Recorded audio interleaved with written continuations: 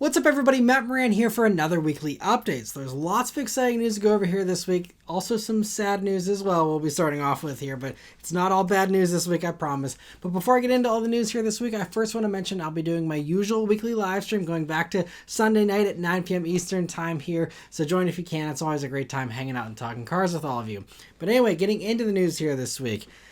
So unfortunately, we're starting off with a confirmation of what we assumed was going to be happening, but now has been confirmed. So the Mark 8.5 GTI, debuted a few weeks back and was shown, of course, only with the automatic transmission. Volkswagen has told us multiple times over the past few years the manual's going away and not to expect it for this new revision with the Mark 8.5. But the Euro 7 regulations were just relaxed a few months back, and there was hope that maybe Volkswagen could do a last-minute Hail Mary and end up putting the manual back in or something. It turns out that that's not going to be happening. So, according to Volkswagen of America's product communications specialist who talked to Motor One, said that I can inform you that the manual transmission will not be available after model year 2024 for Golf GTI and Golf R. Supposedly, it was a combination of the emissions changes there with Euro 7 happening too late. They were already too far in the development of the 8.5 GTI here to make that change, even though I feel like it should bolt just right up.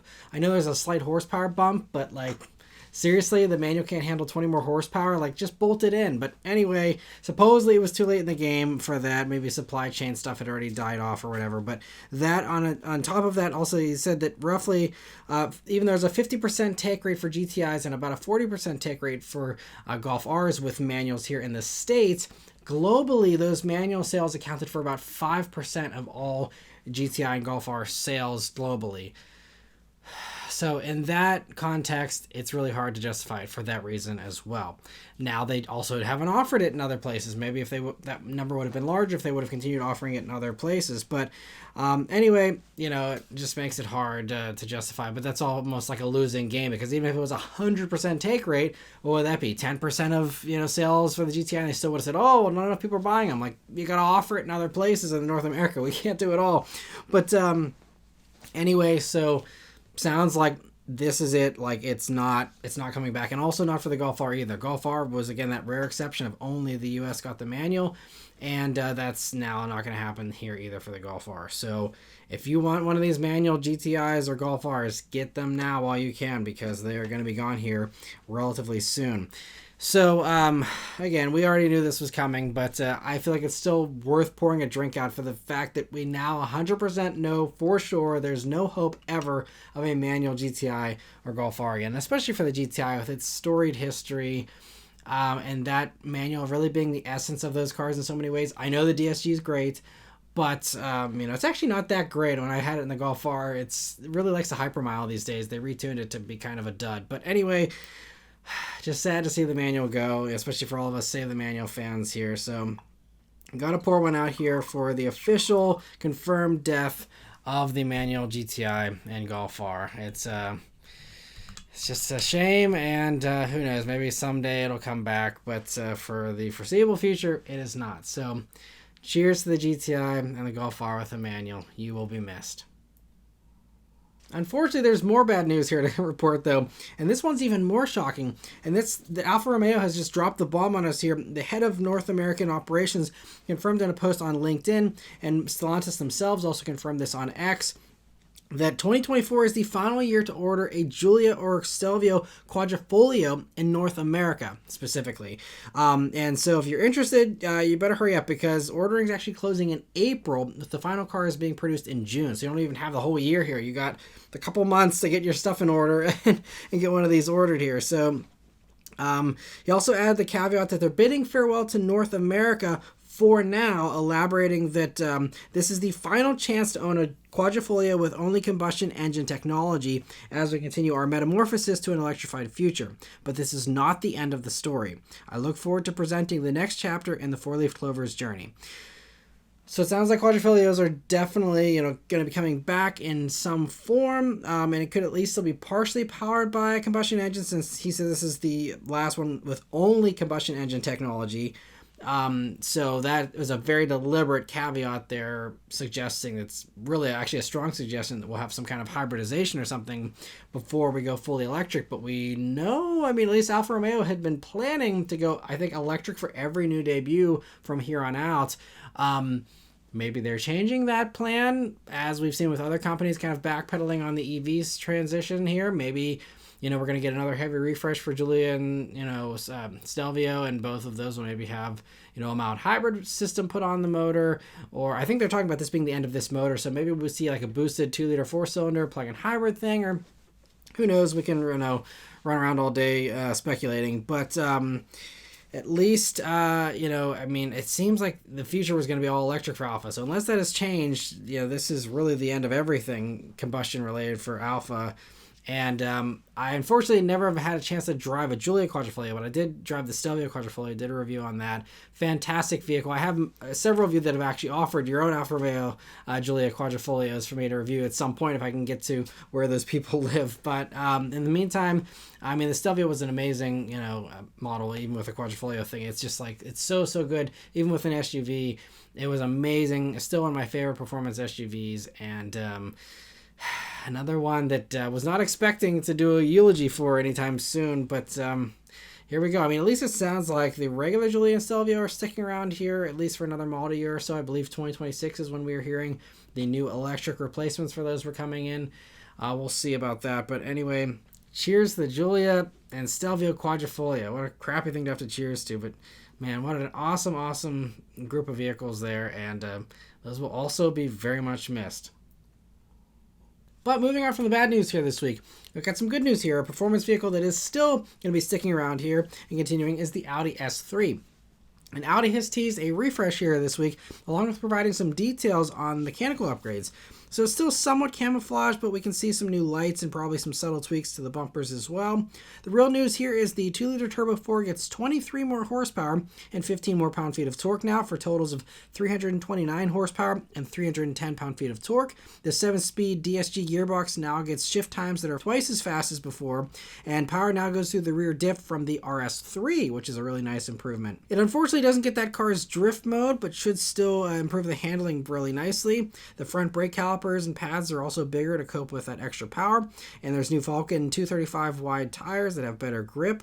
The suspension also gets a new pivot bearing and stiffer wishbones.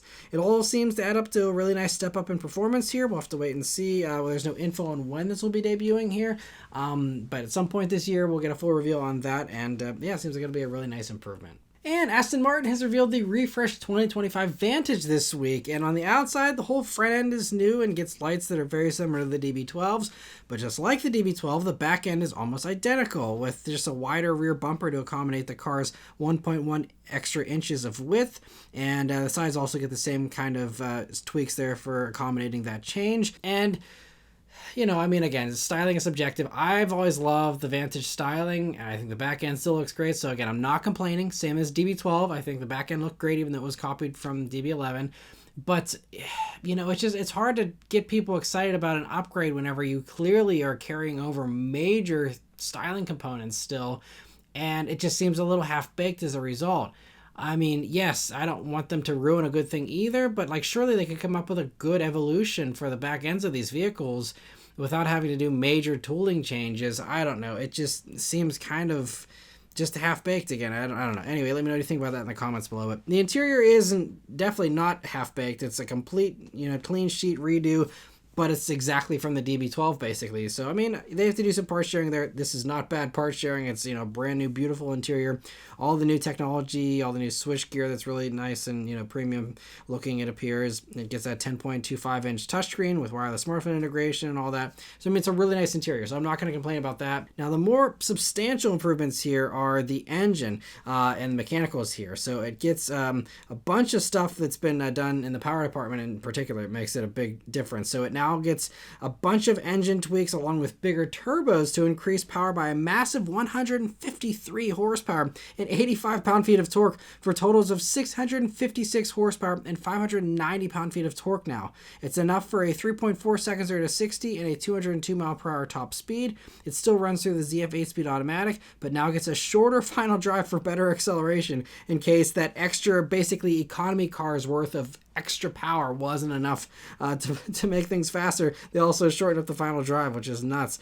They say it'll also shift faster now as well. The chassis is the same as before, but has been stiffened up in several places for better rigidity, and there's new adaptive dampers and a traction control system that'll let you dictate how much slip the car allows. Sounds much like the Ferrari system, I imagine. There's also a new Michelin Pilot Sport S5 tires that they will be, trying to do their best there to keep all that power under control, because it seems like it's going to be a lot for that shorter wheelbase in the Vantage. This thing seems like it'd be a pretty wild ride.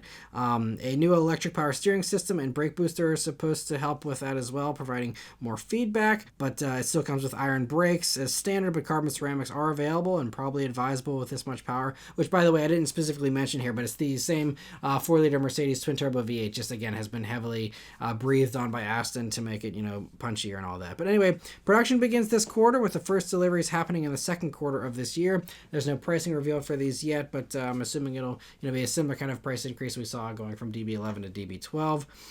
Chrysler had a big debut here this week. They debuted the far-fetched Halcyon EV concept, and so I was actually on the Zoom conference call whenever they were revealing this vehicle here with all the journalists, and they spent a lot of time talking about all this sci-fi stuff that's never going to be feasible in the next 5 or 10 years at least, and it's kind of out there and far-fetched, which a lot of journalists were caught off guard. They're like, this is a company that has one vehicle currently for sale, and you're showing off far-fetched concept cars. Like, I mean, Mopar has a history of great concept cars over the past several decades and, for, probably half a century now, but, just not what Chrysler needs right now. They need real stuff, not, these science fiction, projects and stuff. So anyway, I mean, it looks cool. And all that they could really say is that, even though there's very little chance something like this will, make production, they said that we could see similar cues in future cars.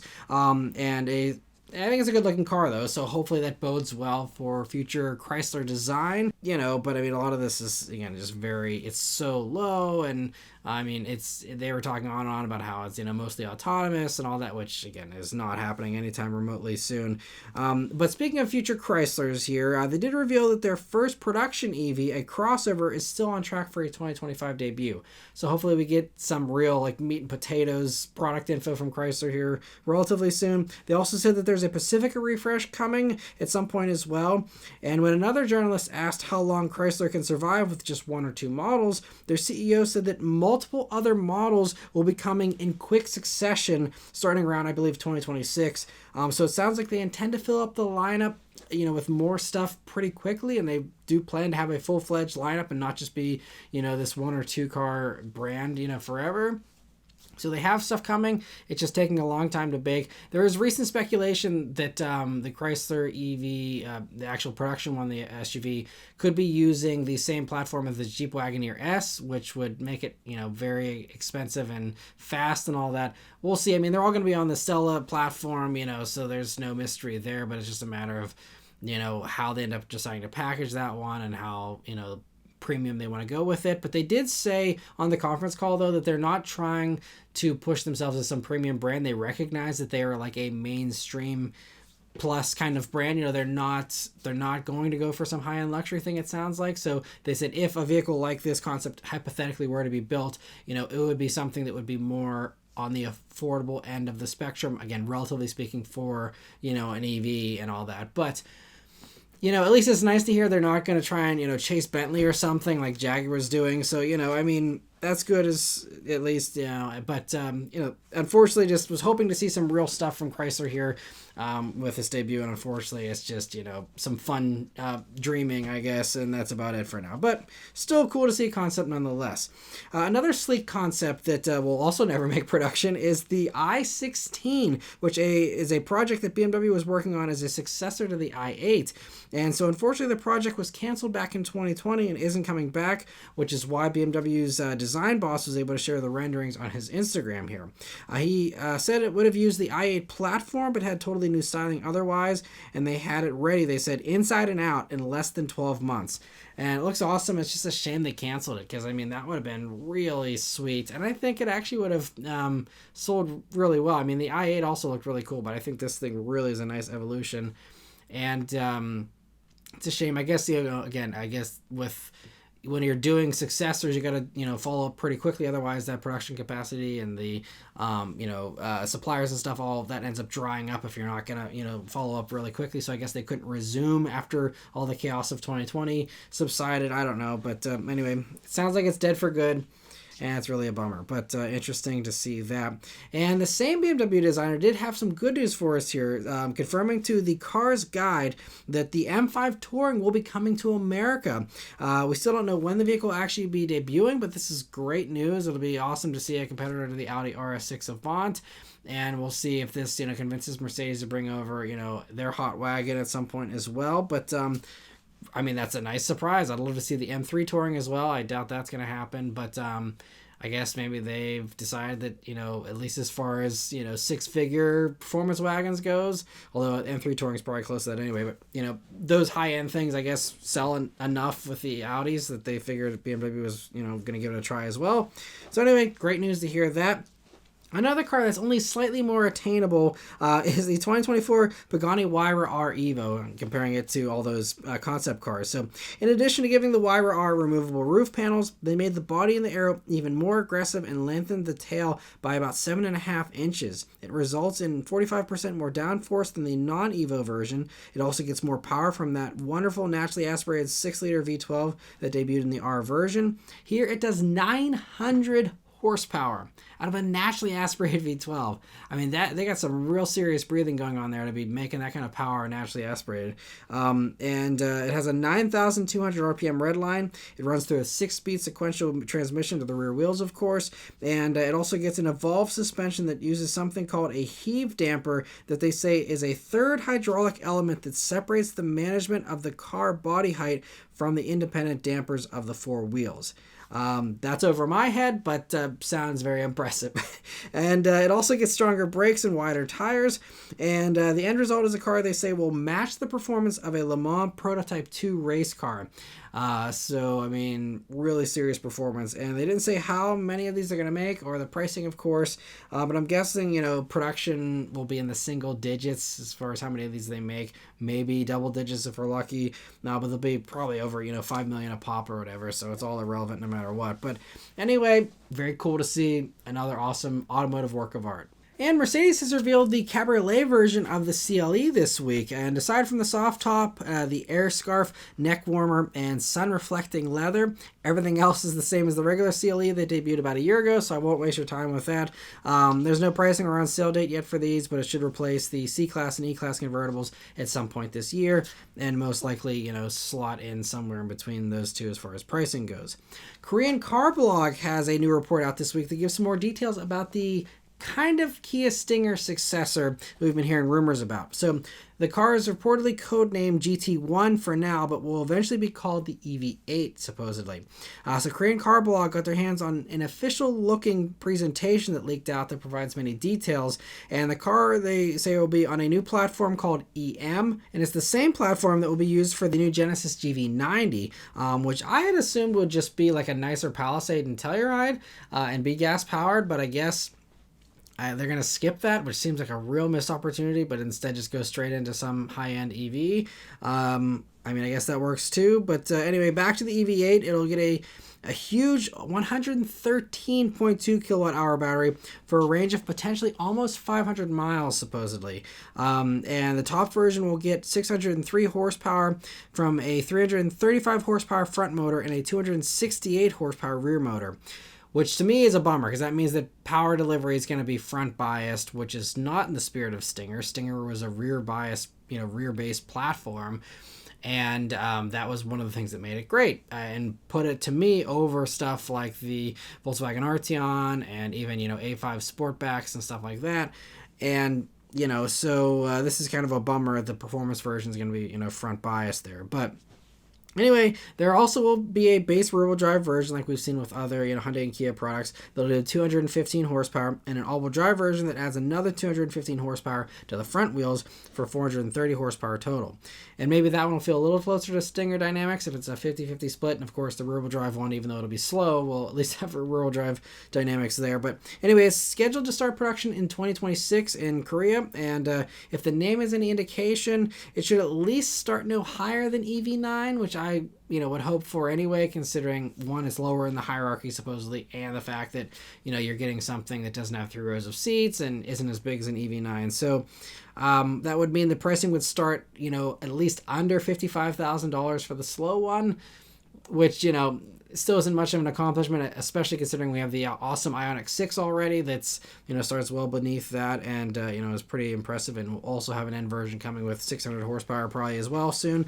But anyway, I just hope that for this new EV8 thing that they make it a lift back body style again and at least stick to that, because I think that's a really cool way to boost your practicality there, of course. But anyway, moving on here, Asian outlet Nikkei has reported a new report here this week that Chinese EV giant BYD is planning to build a factory in Mexico in order to sell cars in North America. And so they say that BYD is doing a feasibility study for the plant and negotiating with Mexican officials. And if it all works out, it'll be a serious threat to other makers of electric vehicles. And I guess as an anecdote, I think it was last year, BYD overtook Tesla as the top-selling EV maker in the world already. And that's not even including North American sales, which aren't a thing yet. So, I mean, they are really on a hot streak here. And, it's also rumored that all these vehicles would be much cheaper than basically all the other competitors for what you get for the money and stuff. So, and there's a lot of people actually working really hard to prevent BYD from even coming to the States because of all that stuff. The fact that some have even said it could be like an extinction level kind of thing for other EV brands, especially I'm assuming the less stable startup ones, to really, rock the boat hard. So we will see what happens. But, if they end up, getting that foothold there with the Mexican plant and, selling here in the States, then it'll really, I think, really dynamically change the EV landscape. And I think also would bring the EV price point down dramatically too. Some of these things come in nice and affordable. It could be a nice gateway EV for some people as well. So we'll have to wait and see, but very interesting to hear about that. And some other big EV news here. The final domino has fallen as Stellantis this week has confirmed that they're also joining the NACS charging standard here, and they'll be, like everyone else, incorporating these new ports in their EVs starting in 2025. And they also say they'll provide an adapter, of course, for Stellantis EV buyers that, don't get that port before then. And with this announcement, though, basically everybody, aside from maybe tiny little other companies, but all the actual people that sell in actual volume are all agreeing to switch over to NACS next year. So that means that it is the standard now. Tesla has won with that, and it's impressive to see that everyone has, joined in there on that. And it should make things easier in the future, although all these future EV charging stations will have CCS and NACS, so you don't always need an adapter all the time if you have a car that was built pre-2025. But, it's interesting that, everyone's going to be joining in on that. And so hopefully that'll make things a little easier for this electric transition down the road. General Motors also had their own exciting announcement this week. They said that they've nearly doubled the amount of compatible roads that will work with Super Cruise from 400,000 miles they had before to now around 750,000 miles of mapped roads here in the US and Canada. They say this comes thanks to their improved LiDAR capabilities that allowed them to map more rural highways and other less prominent roads. They say the new roads have already started to be added via over-the-air updates for free and will continue to be added through 2025. So I guess they're they have already mapped them, but I guess for some reason they can't just upload them all at once, and so that's something that will continue to be added in here throughout the year. Unfortunately, though, they say that the CT6, XT6, and Bolt EUV won't get the updates for some reason. I'm not sure why that is, but anyway, good news for everyone else who has the other vehicles in Super Cruise. And I mean, Super Cruise is still great, and it's still, covering all the major highways anyway. So this is just kind of, adding in more just to sweeten the pot there. But I think you still have your bases covered pretty well in those other 3 vehicles. But anyway, great news. Super Cruise is still my favorite hands-free system. And so, really great to see that. And lastly, I'd like to thank all of you that are members of the Matt Moran Motoring Club. So we did have one new member that was able to join this past week, and many others that were able to rejoin, thanks to the very generous gifting done by Kyle and the Truck and Car Guy in last week's live stream. And so I want to give a huge thank you to both of you for your continued generosity. I'm sure many of the other members that keep on being able to rejoin, thanks to your generosity, really appreciate it as well. I also want to give a big welcome, though, to new member Making It Happen. So thanks for joining in, and I hope you're enjoying the membership perks there so far. And for anyone else that would like to join and become a member and get that priority answering in the live stream, as well as all the other membership perks, there's always join buttons here on the video page, on the channel page, and also a link in the description. But anyway, thank you all very much for watching. Let me know your thoughts on all this stuff in the comments below. And also please leave a like and subscribe to keep these videos coming. And I'll see you guys in the next one. Take care.